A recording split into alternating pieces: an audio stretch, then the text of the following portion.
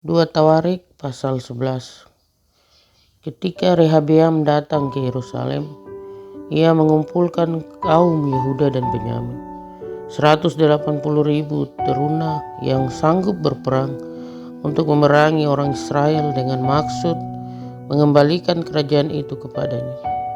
Tetapi datanglah firman Tuhan kepada Semaya, abdi Allah, demikian: Katakanlah kepada Rehabeam anak Salomo, Raja Yehuda, dan kepada segenap orang Israel di Yehuda dan di Benyamin, demikian: Beginilah firman Tuhan, janganlah kamu maju dan janganlah kamu berperang melawan saudara-saudaramu.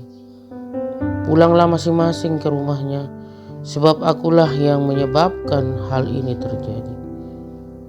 Maka mereka mendengarkan firman Tuhan dan pulang dengan tidak pergi menyerang Yerobeam. Raja Rehabeam, pengokohan kerajaan. Keluarga raja. Rehabeam diam di Yerusalem dan memperkuat kota-kota kubu di Yehuda. Ia memperkuat Betlehem, Etam, Tekoa, Betsur, Soko, Adulam, Gad, Mares, Sif, Adoraim, Lakis, Aseka, Sora, Ayalon, dan Hebron, yang terletak di Yehuda dan di Benyamin sebagai kota-kota berkubu. Ia mempersembahkan kota-kota kubu itu dan menempatkan di situ kepala-kepala pasukan dengan persediaan makanan, minyak dan anggur. Perisai dan tombak pun disediakan di tiap-tiap kota. Ia membuat kota-kota itu amat kokoh. Demikianlah Yehuda dan Benyamin menjadi daerah kekuasaannya. Para imam dan orang Lewi di seluruh Israel datang menggabungkan diri dengan dia dari daerah-daerah kediaman mereka. Sebab orang Lewi meninggalkan tanah pengembalaan dan milik mereka, lalu pergi ke Yehuda dan Yerusalem.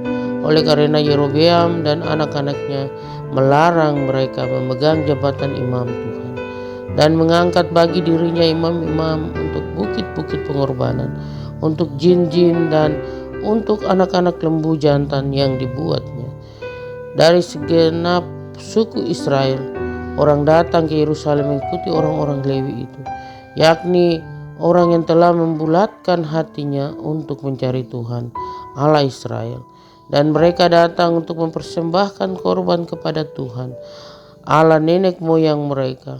Demikianlah mereka memperkokoh kerajaan Yehuda dan memperkuat pemerintahan Rehabeam bin Salomo selama 3 tahun.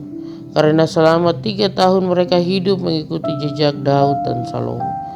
Rehabeam mengambil Mahalat, anak Yerimot bin Daud, dan Abihail binti Elihab bin Isai menjadi istrinya, yang melahirkan baginya anak-anak lelaki ini, Yeus, Semaria, dan Saham.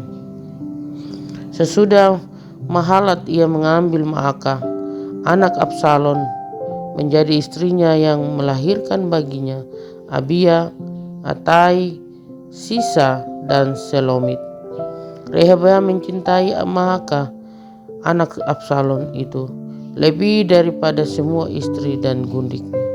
Ia mengambil 18 istri dan 60 gundik dan memperanakan 28 anak laki-laki dan 60 anak perempuan. Rehabeam mengangkat Abia, anak Maakah, sebagai pemuka, yakni sebagai pemimpin di antara saudara-saudaranya, karena ia bermaksud menjadikan dia raja. Oleh sebab itu, ia mengambil kebijaksanaan untuk menyebarkan semua anaknya yang lain ke seluruh daerah Yehuda dan Benyamin, ke segala kota kubu. Ia memberikan mereka makanan dengan limpahnya dan menyediakan bagi mereka banyak istri. 2 Tawarik pasal 12. Sisak menyerang Yerusalem. Rehabeam beserta seluruh Israel meninggalkan hukum Tuhan. Ketika kerajaannya menjadi kokoh dan kekuasaannya menjadi teguh, Tetapi pada tahun kelima zaman Raja Rehabeam, majulah Sisak, Raja Mesir, menyerang Yerusalem. Karena mereka berubah setia terhadap Tuhan, dengan 1.200 kereta dan 60.000 orang berkuda, sedang rakyat yang mengikutinya dari Mesir, yakni orang Libya, orang Suki, dan orang Ethiopia, tidak terhitung banyaknya. Ia merebut kota-kota benteng yang di Yehuda, bahkan mendekati Yerusalem.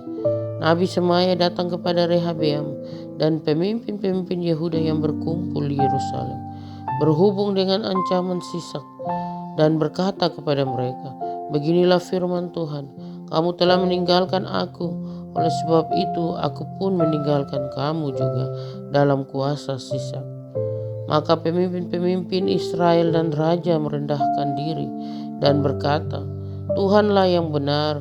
Ketika Tuhan melihat bahwa mereka merendahkan diri, datanglah firman Tuhan kepada Semaya, bunyinya, "Mereka telah merendahkan diri, oleh sebab itu aku tidak akan memusnahkan mereka.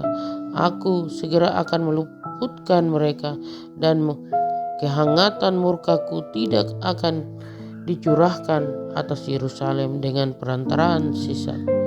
Tetapi mereka akan menjadi hamba-hambanya, supaya mereka tahu membedakan antara mengabdi kepadaku dan mengabdi kepada kerajaan-kerajaan duniawi." Maka majulah Sisak, Raja Mesir itu, menyerang Yerusalem. Ia merampas barang-barang perbendaharaan rumah Tuhan dan barang-barang perbendaharaan rumah raja. Semuanya dirampasnya. Ia merampas juga perisai-perisai emas yang dibuat Salomo. Sebagai gantinya, Raja Rehabeam membuat perisai-perisai tembaga yang dipercayakannya kepada pemimpin-pemimpin bentara yang menjaga pintu istana raja. Setiap kali raja masuk ke rumah Tuhan, bentara-bentara datang membawa masuk perisai-perisai itu, dan mereka pula yang mengembalikan ke kamar jaga para bentara. Oleh sebab raja merendahkan diri, surutlah murka Tuhan daripadanya, sehingga ia tidak dimusnahkannya sama sekali. Lagi pula masih terdapat hal-hal yang baik di Yehuda. Raja Rehabeam menunjukkan dirinya kuat dalam pemerintahannya di Yerusalem. Rehabeam berumur 41 tahun pada waktu ia menjadi raja, dan Tuhan 17 tahun lamanya ia memerintah di Yerusalem, kota yang dipilih Tuhan dari antara segala suku Israel, untuk membuat namanya tinggi di sana. Nama ibunya ialah Naamah, seorang perempuan Amon. Ia berbuat yang jahat karena ia tidak tekun mencari Tuhan. Bukankah riwayat Rehabeam dari awal sampai akhir semuanya tertulis dalam riwayat Semaya, nabi itu, dan Ido, pelihat itu, yang juga memuat daftar silsilah antara Rehabeam dan Yerobeam.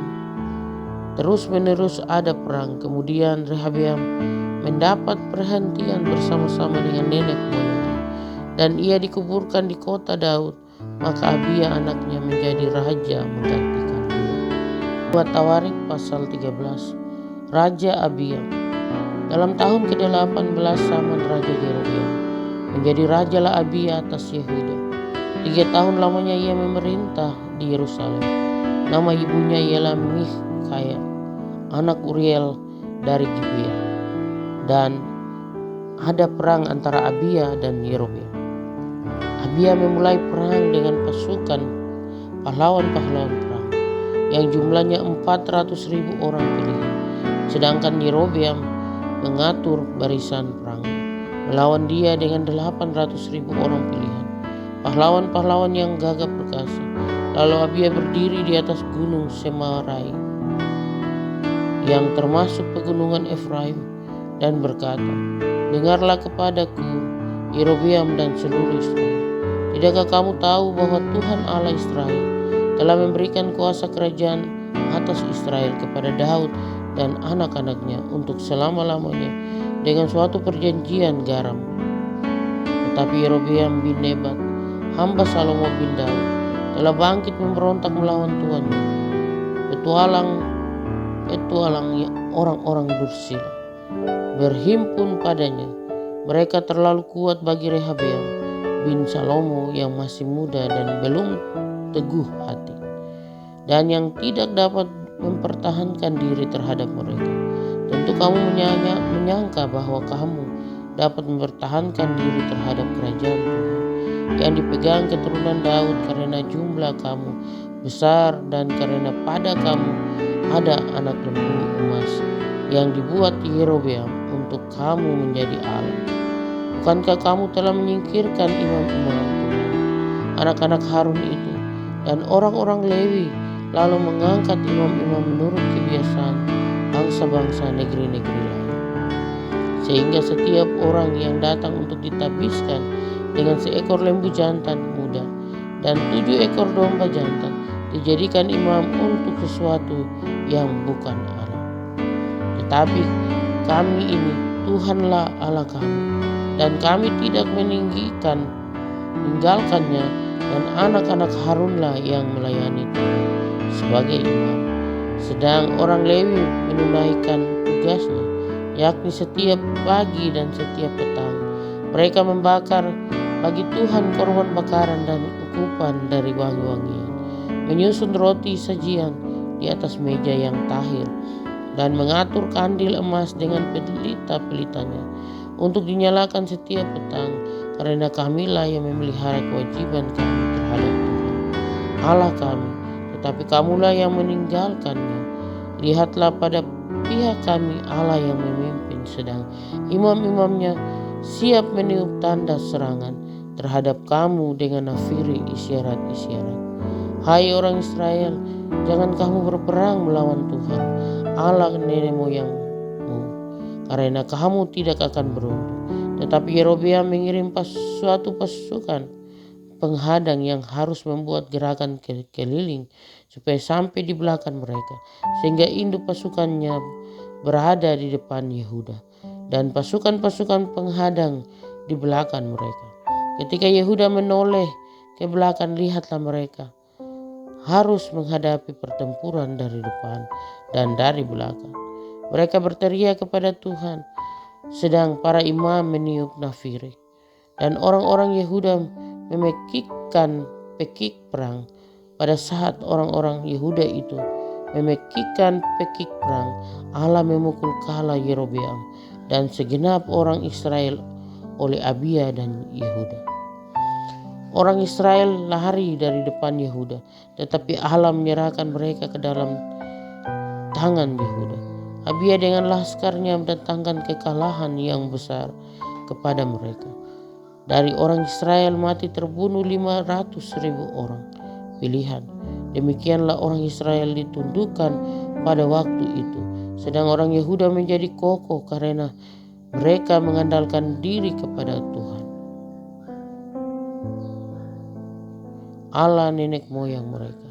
Abia mengejar Yerobeam dan merebut daripadanya beberapa kota, yakni Betel dan segala anak kotanya, Yesana dengan segala anak kotanya, dan Efron dengan segala anak kotanya. Tak pernah lagi Yerobeam mendapat kekuatan di zaman Abia. Tuhan memukul dia sehingga ia mati. Abia menunjukkan dirinya kuat. Ia mengambil 14 istri dan memperanakan 22 anak laki-laki dan 16 anak perempuan. Selebihnya daripada riwayat Abia, Ian, langkah-langkahnya dan titah-titahnya tertulis dalam kitab sejarah Nabi Ido. 2 Tawarik pasal 14. Kemudian Abia mendapat perhentian bersama-sama dengan nenek moyangnya, dan ia dikuburkan di kota Daud. Maka Asa anaknya menjadi raja menggantikan dia. Pada zaman pemerintahannya negeri itu aman selama 10 tahun. Raja Asa kemenangan atas Serah. Asa melakukan apa yang baik dan yang benar di mata Tuhan Allahnya. Ia menjauhkan mesbah-mesbah asing dan bukit-bukit pengorbanan, memecahkan tugu-tugu berhala dan menghancurkan tiang-tiang berhala. Ia memerintahkan orang Yehuda supaya mereka mencari Tuhan Allah nenek moyang mereka dan mematuhi hukum dan perintah. Ia menjatuhkan bukit-bukit pengorbanan dan pendupaan dari segala kota di Yerusalem, dan kerajaan pun aman di bawah pemerintahannya. karena negeri itu aman dan tidak ada yang memerangi di tahun-tahun itu. Ia dapat membangun kota-kota benteng di Yehuda. Tuhan telah mengaruniakan keamanan kepadanya. Katanya kepada orang Yehuda, marilah kita memperkuat kota-kota ini dan mengelilinginya dengan tembok beserta menara-menaranya, pintu-pintunya dan palang-palangnya. Negeri ini masih dalam tangan kita karena kita mencari Tuhan Allah kita dan Ia mencari kita serta mengaruniakan keamanan kepada kita di segala penjuru. Maka mereka melaksanakan pembangunan itu dengan berhasil.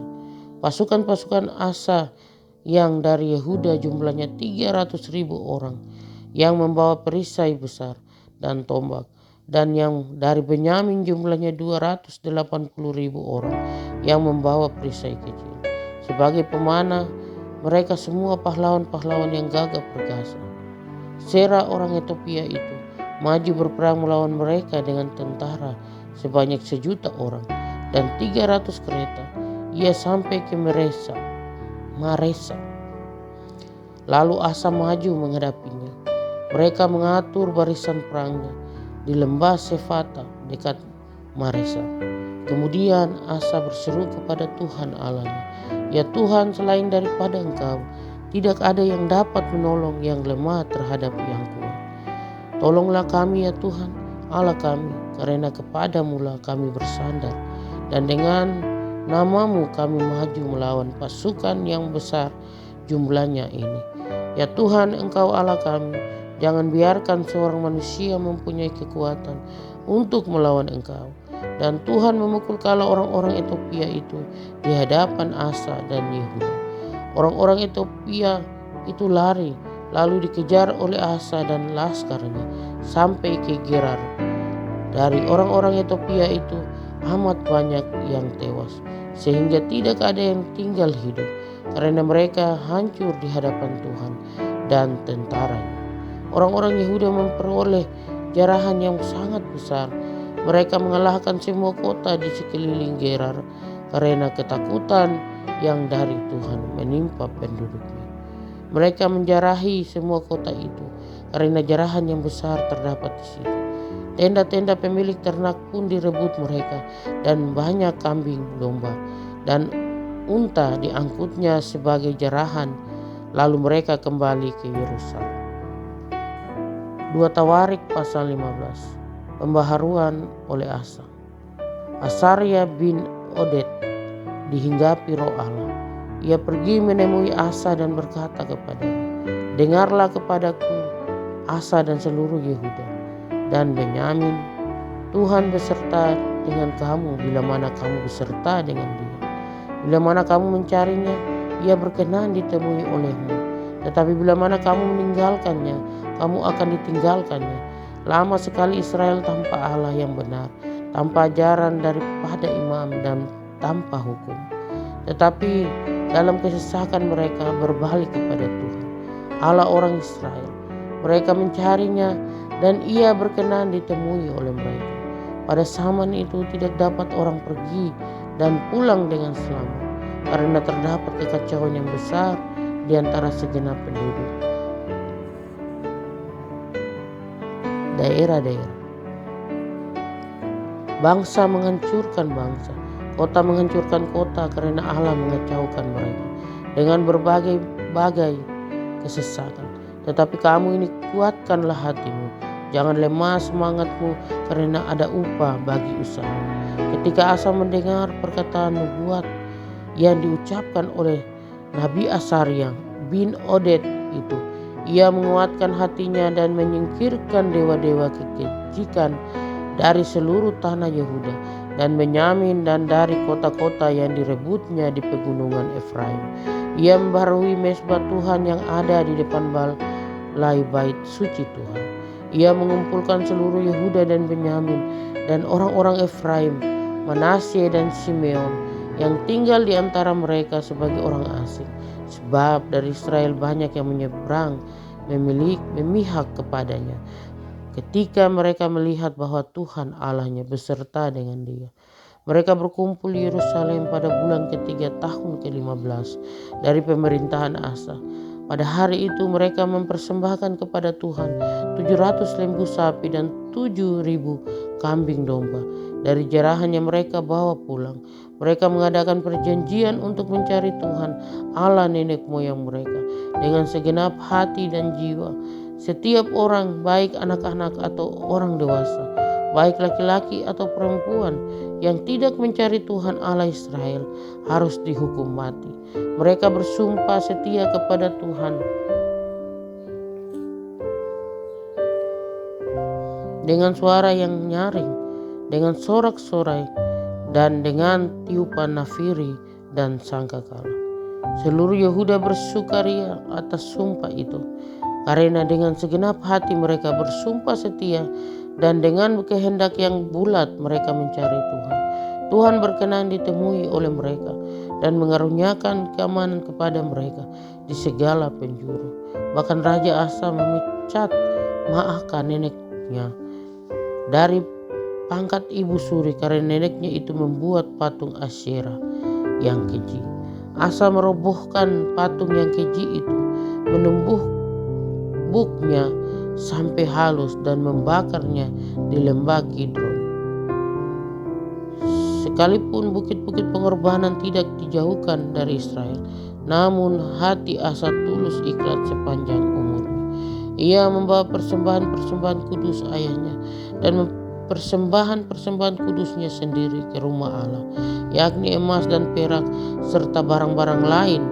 Tidak ada perang sampai pada tahun ke-35 pemerintahan Asa.